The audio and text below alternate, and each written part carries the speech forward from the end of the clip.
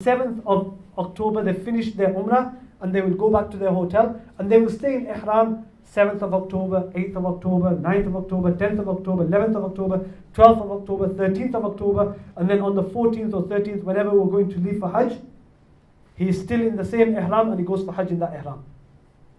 So that's Hajj Qiran. So that with one Ihram, without cutting the hair, the person carries on. They still can't use a soap, they still can't wash, they still can't put perfume. All the restrictions of Ihram will remain.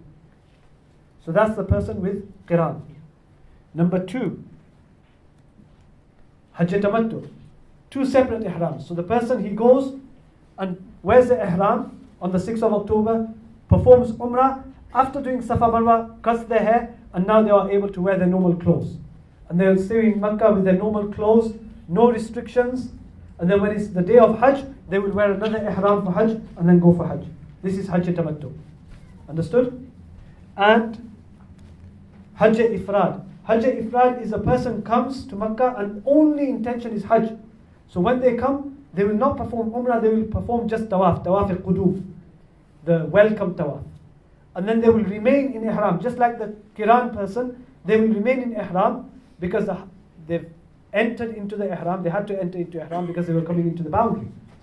And having entered into the boundary, they have performed the Tawaf, but now they will remain until the days of Hajj with the same Ihram, and then they will go on for Hajj on the Hajj days. So that's Hajj Ifrad. But they did not perform Umrah because they haven't made intention of Umrah. Which is the most virtuous Hajj?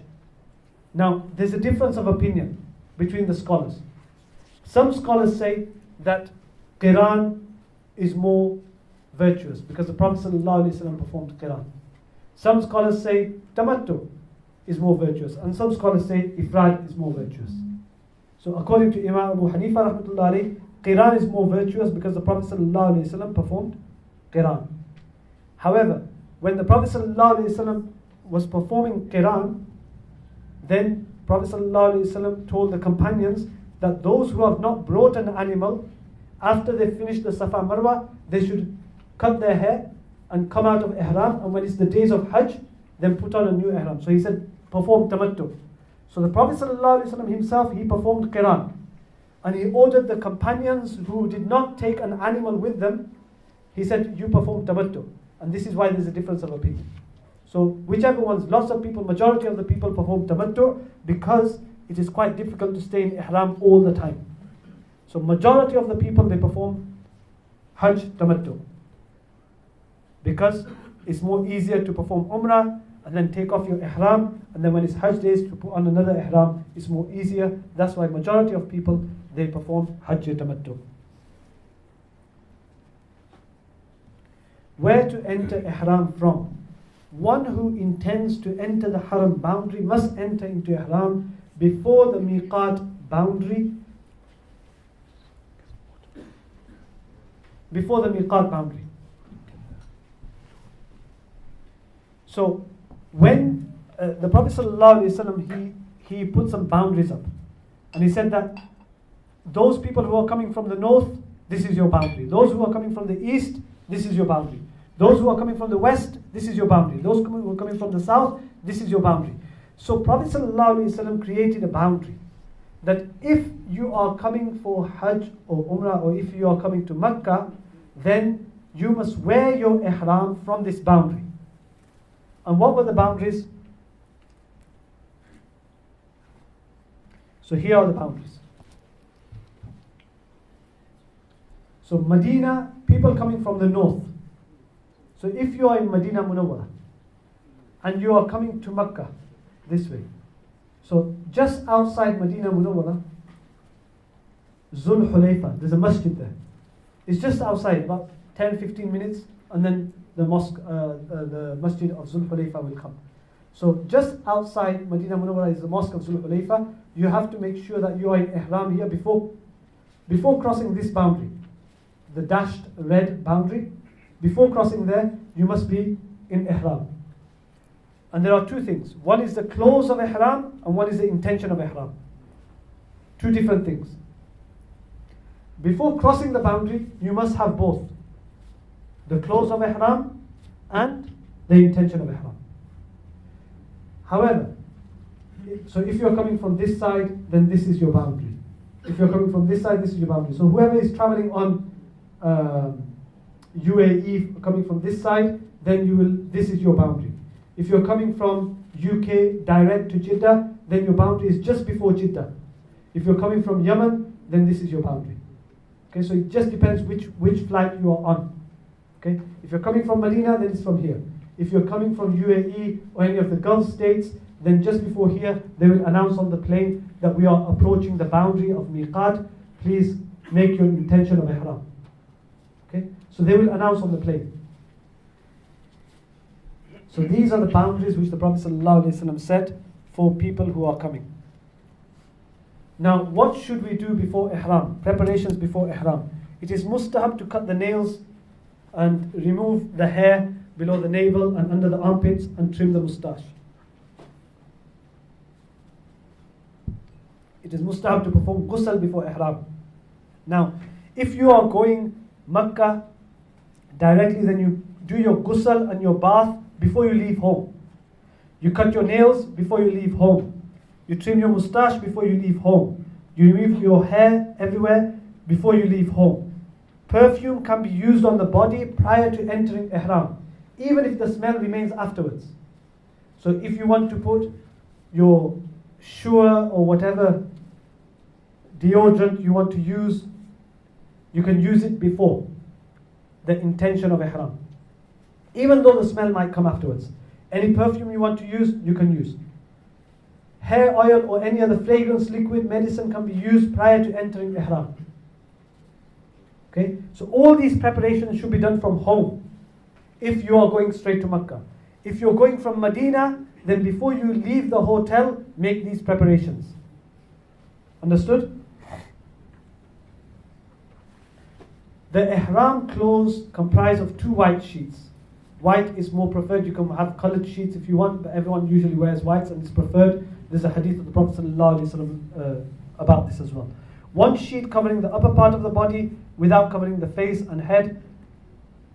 Do not leave the right shoulder uncovered. That's only specific in Tawaf.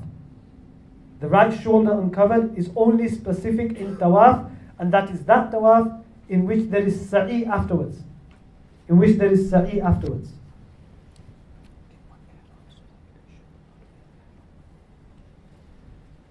So 1 sheet covering the upper part of the body without covering the face and the head. Do not leave right shoulder uncovered. 1 sheet covering the bottom part wrapped around the waist, covering the navel and kept above the ankles. Okay? Lots of people sometimes they're not careful and they leave the navel coming down and you are not covering your satr. It's important to cover your satr. And do not leave it hanging down because that is haram as well. Prophet ﷺ's sunnah is to keep it above your ankles. No other clothing or underwear is allowed. Okay? No other clothing in ihram is allowed.